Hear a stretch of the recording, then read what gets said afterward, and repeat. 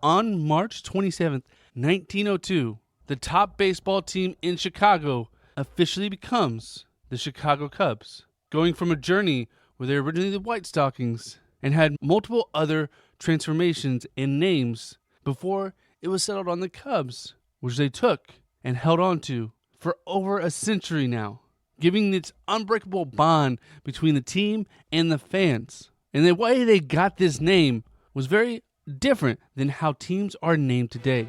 We're going to dive into this unique history of one of baseball's most iconic teams and discover how the Cubs became synonymous with the city of Chicago and they became just as lovable as some little bear cubs. Today on Daily Sports History.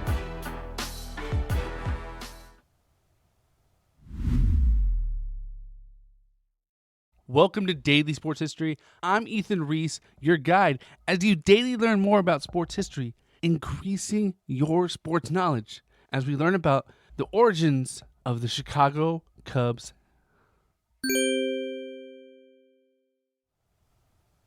And today's trivia question to listen out for is, what is the best winning percentage ever in a season by a Major League Baseball team? Listen throughout the episode for the answer. If you miss it, I will give it to you at the very end. Now let's go back to the 70s. No, not the 1970s, the 1870s. In 1870, the Chicago White Stockings made their debut with a huge victory, 47-1 over Louisville at Dexter Park. This was the beginning of one of the most iconic teams in baseball, and not so long after, the very first professional team in the Cincinnati Red Stockings, which we talked about in a previous episode. And the team name they had, the White Stockings, was derivative similar to the Red Stockings, as they wore white stockings just like the Red Stockings wore red. And this gave them a sense of professionalism and pride that was significant in early baseball. Now, it wasn't long after they started that they dealt with struggles, as most teams did back then. And in 1971, there was the Great Chicago Fire that took out a 3.3 square miles. It took out the team's headquarters, their equipment, their uniforms, their ballpark. And so they had to borrow things and just kind of get put together. And it created hardship with the White Stockings, despite them still being very respectable. Then in 1976, they joined the National League as the White Stockings and clinched a championship that first year. Then in 1890, they became a much younger team, led by Aiden Anderson, who's better known as Cap or Pop, because he was the leader of the team. He was their captain, and he was an older player, so he really was a father figure to the team. And they were called the Colts because they were young.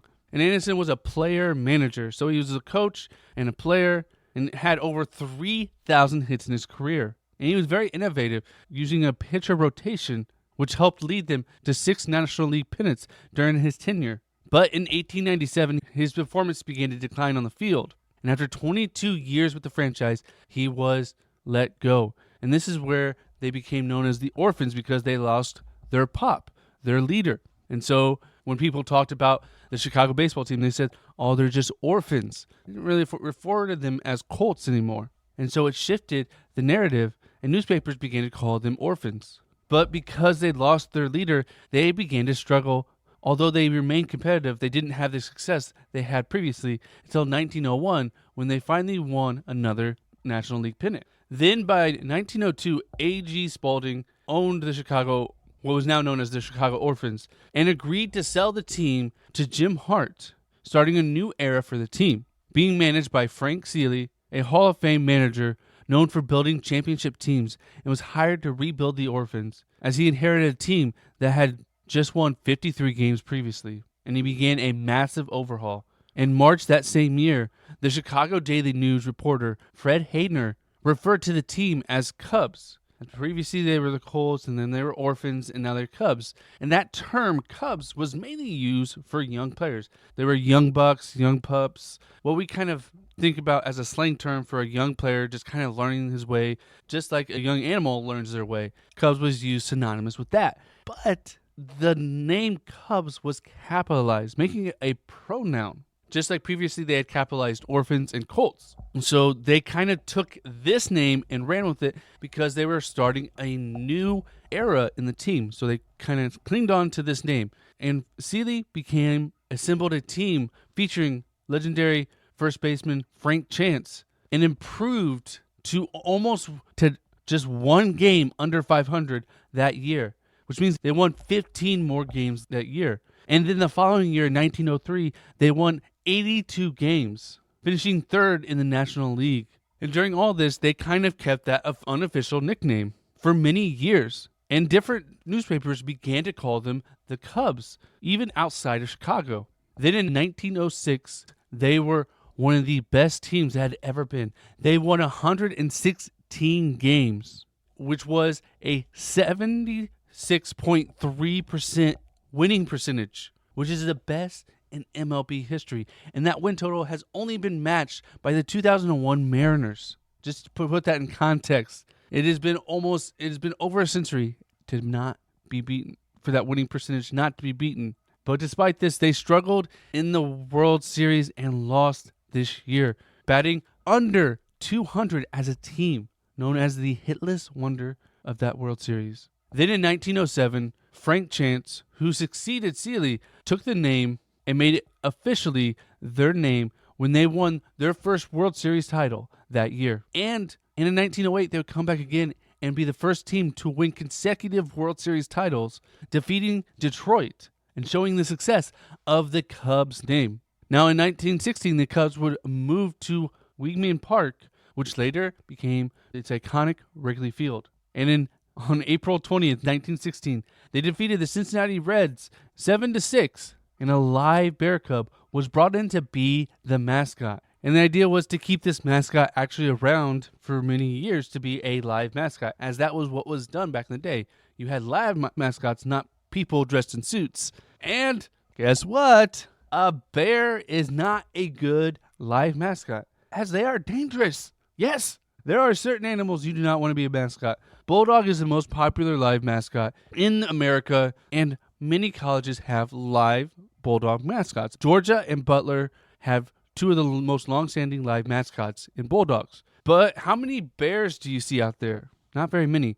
One of the largest live mascots would be Ralphie the Buffalo, who is the University of Colorado's mascot. But they keep him in a pen, and he's not dangerous as long as he is taken care of. A bear, you cannot take care of, despite the fact that many circuses have trained bears, and you always see the Russian bear riding a unicycle. It's a bear. And if you have to get a bear cub to be your mascot, so you need a baby bear all the time, that means every year you have to get a new baby cub, and that means you have to go take a baby bear from a mama bear, one of the most dangerous types of bear. So obviously getting another live bear was not good, and this bear didn't work out. So they eventually actually went to some type of polar bear, and it looked very creepy, as back in the day, mascot uniforms weren't like today, where they were more cartoonish. But the Cubs in 2014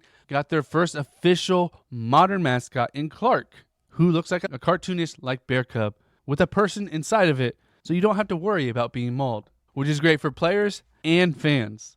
But it begs an interesting question. If you had to pit teams against each other just by their mascot, who would win overall? And the Cubs name is actually very unique. There's not a whole lot of there's not Cubs in other professional sports in North America, because you either go for fierce or locale, not just for a lovable name. But that's what makes the Cubs so lovable. They had lost so many until 2016, when they finally won a World Series, ending their 107-year championship drought, despite being one of the most popular teams in baseball throughout those years, part of which is being their enduring name. You hear Cubs, you just want to love on them. And that's what fans did for over a century, despite the struggles and uniqueness. And the names like this transcends baseball itself.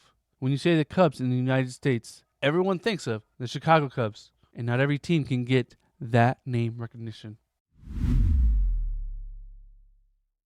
I want to thank you for listening to today's Daily Sports History. If you like this, please make sure you follow or subscribe wherever you're listening to. That way you do not miss an episode of Daily Sports History. And come back next week for more Daily Sports History. And did you hear today's trivia question? What is the best winning percentage in Major League Baseball history? And the answer is 76.3%, done by the 1906 Chicago Cubs, winning 116 games. That win total was only matched by the Seattle Mariners in 2001, but they played more games, so their winning percentage wasn't as good.